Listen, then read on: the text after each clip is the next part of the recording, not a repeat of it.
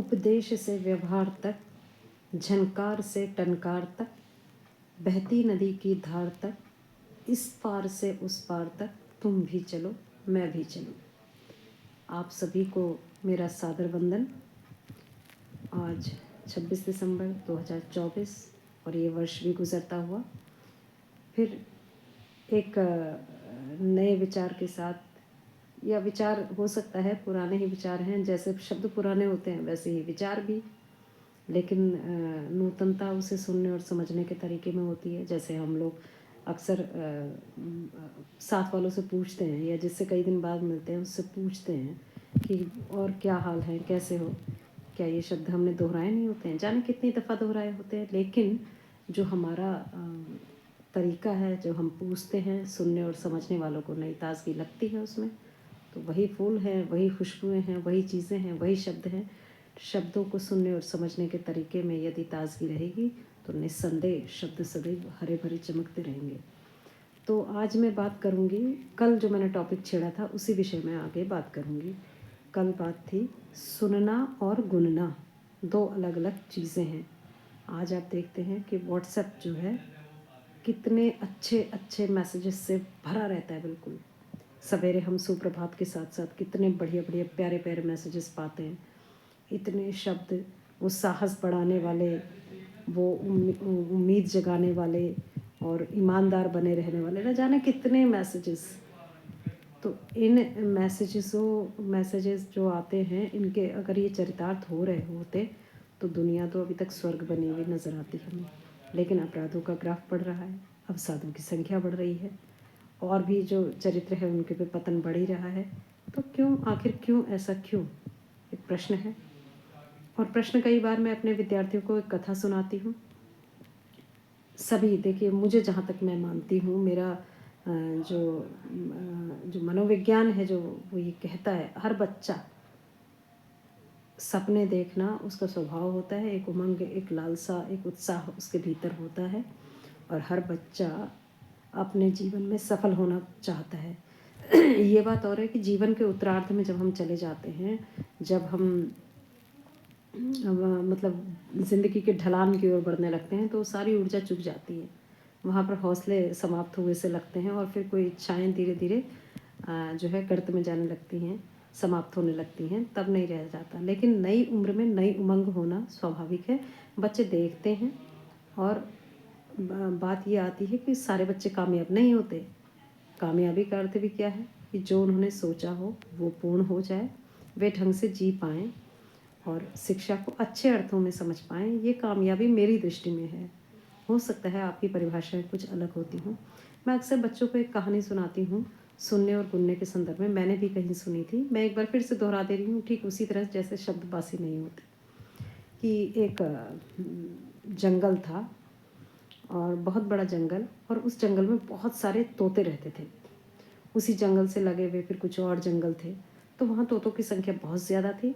एक बहेलिया आया, और धीरे धीरे धीरे करके वो जंगल से तोतों को पकड़ पकड़ के ले जाने लगा।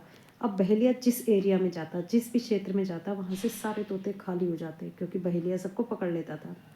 लेकिन उस जगह पर एक तोता ऐसा था, बूढ़ा तोता, जिसको बहेलिया कभी भी नहीं पकड़ पाया।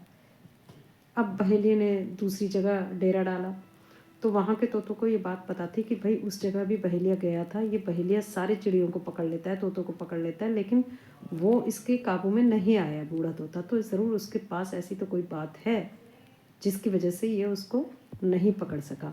तो चलो, ये क्या बात है, उसी तोते से पूछते हैं। और सारे के सारे जो तोते थे वो मिल करके उस बूढ़े तोते के पास चले गए कि भाई दादा, आपके बारे में बड़ा सुना, और हम देख भी रहे हैं साक्षात कि इस जंगल में बहेलिया आया था और उसने सारे तोते पकड़ लिए, सब पूरा जंगल खाली कर दिए, तोता विहीन कर दिया, लेकिन आपको नहीं पकड़ पाया। बताइए आप ऐसी क्या काम करते हैं, ऐसा क्या जादू है आपके पास कि बहेलिया आपको नहीं पकड़ सका। तो उस बूढ़े तोते ने कहा कि तुम जानना चाहते हो, मेरी बात मानोगे। तो तोतों ने कहा क्यों नहीं, इसीलिए तो आपके पास आए हैं, आप कहिए तो सही। तो बूढ़े तोते ने कहा देखो, बहेलिया आएगा, ज़रूर आएगा, उसका काम है पक्षी पकड़ना, तो ज़रूर पक्षी पकड़ने के लिए आएगा, लेकिन वो जाल बिछाएगा और दाना डालेगा, लेकिन तुमको चुगना नहीं है, बस यही मेरे ना पकड़े जाने का मूल मंत्र है। बात समझ में आ गई? चाहे कुछ हो जाए तुमको चुगना नहीं है। वो जाल बिछाएगा लेकिन तुमको चुगना नहीं है। बात समझ में आ गई? तो तूने सिर हिलाया। जी हाँ, समझ में आ गई। क्या समझ में आया? कि बहेली आएगा, जाल बिछाएगा लेकिन चुगना नहीं है। तो इसी बात को बूढ़े तोते ने थोड़ा स्वरबद्ध तरीके से कह दिया कि शिकारी चुपके से आएगा, आकर जाल बिछाएगा, तुमको दाना डालेगा, चुगियो मत बेटा, चुगियो मत। तो सारे तोते गुनगुनाने लगे साथ में। तो बोले, बूढ़े तोते ने कहा, अब बात पक्की हो गई ना?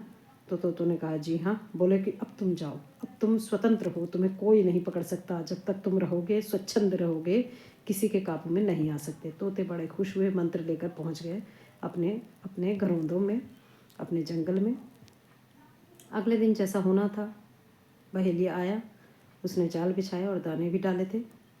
तोते देखते रहे, बहुत देर तक मन मार कर देखते रहे।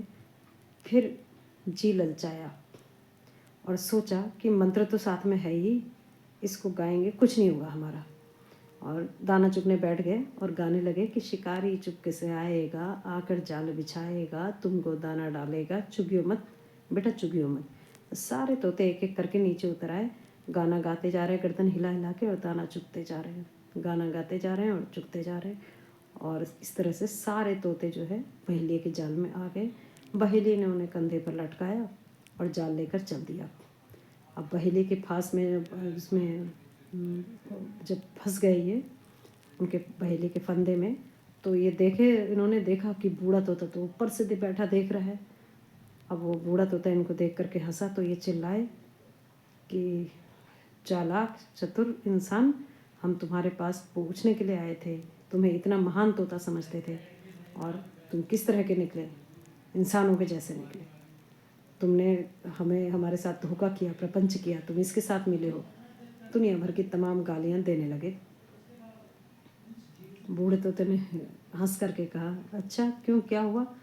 बोले कि हमने ऐसा ऐसा किया, हम तो जो है उसने जाल डाला था, हमने कहा भी, हम नीचे दाना चुगने गए और हमने मंत्र कहा।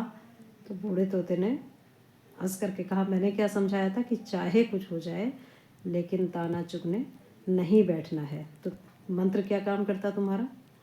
तो इस तरह से तब जो है तोतों को अपनी गलती का एहसास हुआ कि अपने लालच में मारे गए। तो ज़िंदगी में होता यही है, हम खूब अच्छी बातें सुनते हैं, खूब बढ़िया बातें सुनते हैं, और थोड़ी देर के लिए असर भी डालती हैं, 5-7 मिनट के लिए, लेकिन हम फिर वो बाकी तोतों की तरह बूढ़ा तोता नहीं बन पाते। बाकी तोतों की तरह अपनी फॉर्म में वापस आ जाते हैं, अपने रूप में, अपने रंग में, फिर मन के कहे में आ जाते हैं और फिर चुगने बैठ जाते हैं। तो बातें तो मैंने कहा कि कितनी बातें सवेरे आती हैं। जैसे हम अगर दुखी होते हैं तो हम गीता सार जानते हैं कि जो आज तुम्हारा है कल किसी और का था, कल किसी और का होगा। और ये भी जानते हैं कि समय हर घाव को, जख्म को ठीक कर देता है। ऐसे विद्यार्थी जानते हैं कि परिश्रम करने वाले सदैव सफल होते हैं, असफलता सफलता की कुंजी है। दुनिया भर के तमाम अच्छे अच्छे वचन, अच्छी अच्छी बातें, बहुत कुछ सिर भी हिलाते हैं बाकी तोतों की तरह, मानते भी कि ठीक है। लेकिन जब समय आता है समझ बूझ दिखाने का, अपने मन को समझाने का, तब हम क्या बन जाते हैं? बाकी पिंजरे में कैद, जाल में कैद तोतों की तरह। तो ज़िंदगी में जितना कुछ सुन रहे हैं कम सुनिए, लेकिन गुनिए ज़रूर, उसको लागू ज़रूर करें, नहीं तो शब्दों का कोई महत्व नहीं है। तो कल मैं किसी और विषय पर बात करूँगी। आज बस यही कहना था कि जो कल की बात अधूरी थी उसी को आगे लेकर के चलना था। आप सभी सुखी रहें, स्वस्थ रहें और अपने लक्ष्य को प्राप्त करें। तब कल तक के लिए नमस्कार, धन्यवाद।